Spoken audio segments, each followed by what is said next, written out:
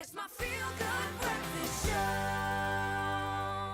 A feel-good breakfast show, indeed. This is Expresso, and we're live on 3. Next to me, Dr. Darren Green, our multimedia experts. And doctor, thanks for joining us this morning. We're talking about diabetes and flu, and we're taking your calls on 083 913 3728. Now, before we even go live with you, we're just finding out if you're on the line. What can one eat during that period where you have flu and diabetes? So you've got diabetes, you have flu. Does your food change? I think the most important thing is the buzzword, low GI. So your glycemic index foods that basically have a lower sustained release of energy over a period of time are crucial. So that means, for example, not eating things like high energy sugars and refined sugars that spike your blood sugar level and then drop you and leave you feeling dropped on the floor within a So low GI is 40, the key. 45. Carmen is on the line. You're live on Expresso. Good morning. Thanks so much for calling. What's your question or comment? Good morning. I'd like to know, my husband is diabetic. I'm not. How does that affect having a baby, conceiving when the man is diabetic? Okay. Thank you for your question, Carmen. Thanks so much. Okay, bye. A direct effect, actually, because one of the complications of uncontrolled diabetes is impotence. So they won't be able to conceive a baby if, for example, he develops the complications of diabetes which affect his function, specifically targeted at the nerve supply, which gets affected because the blood vessels get damaged. And in diabetes, the complications are divided up into big blood vessel damage and small blood vessel damage. And in this case, the nerves could be affected long term. Certainly, the quality of the sperm that we produce is also directly linked to our diets. And one would certainly would want to optimize your sugar control before conceiving, because that does affect the quality of your spermatozoa.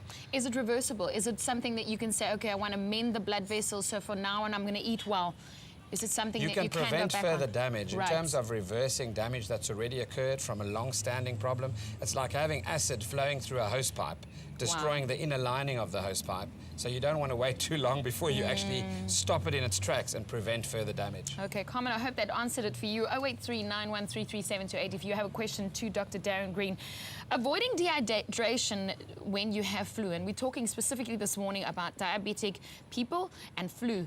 How do you avoid dehydrating? I think you need to realize that you get thirsty in diabetes just with a disease on its own.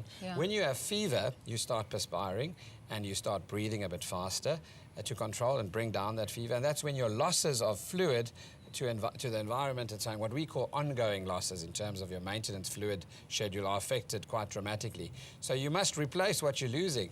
Often with diabetes and as well as with specifically influenza, you don't feel like eating. You're sore, your throat is sore, and you get nauseous often from the mucus or the post-nasal drip.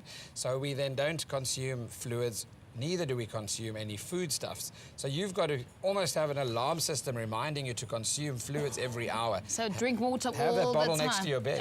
Nomsa is on the line this morning on our Feel Good Breakfast Show. Morning, Nomsa. Doctor can hear you. What's your question or comment? Yes, Elena. My mom is diabetic. So last week she had an attack whereby she could not breathe.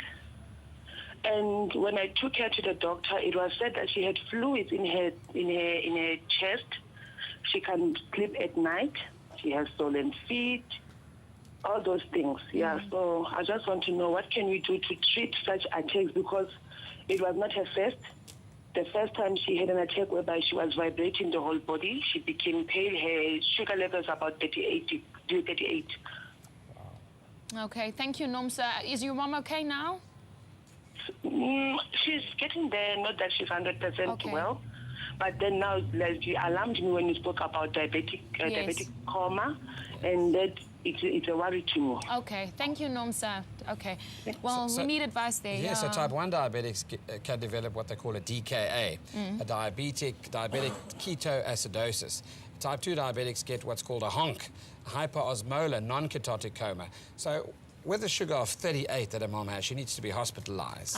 That's the first thing. She needs to get to a doctor as soon as possible. She's going to need intravenous therapy. In other words, a drip with some saline and fluids to help flush the kidneys, bring down that sugar, control it perhaps with insulin, and also obviously treat the infection. Remember, the flu can give you the initial viral infection, but it can make you susceptible to developing secondary bacterial infections, like pneumonia of the lungs. If she's short of breath specifically, she'll need an X-ray, some blood tests, and possibly even intravenous antibiotics if there's a secondary bacterial infection. Nomsa, well, you heard it. Take your mommy back, okay? You need to take her back to the practitioner or to the doctor, and Dr. Darren Green just gave that advice. Thanks, Nomsa, once again. I will do that. Thank you very much, Elena. Only a pleasure. Thanks for watching. Bye. Nomsa there on our Feel Good Breakfast show, and Dr. Darren Green as well. Thanks for coming in and talking Absolute about, pleasure. you know, we're talking about real life stuff here that happens to us and our mummies and our daddies, so we are all affected by it, and we're happy to have you here to give us advice this morning. Thanks also for your calls as they came through this morning. Of course, there's always details on our Facebook page as well to continue this conversation. Expresso Show SABC3. But there's loads more happening on the show. In fact, Leigh-Anne and Ewan has more.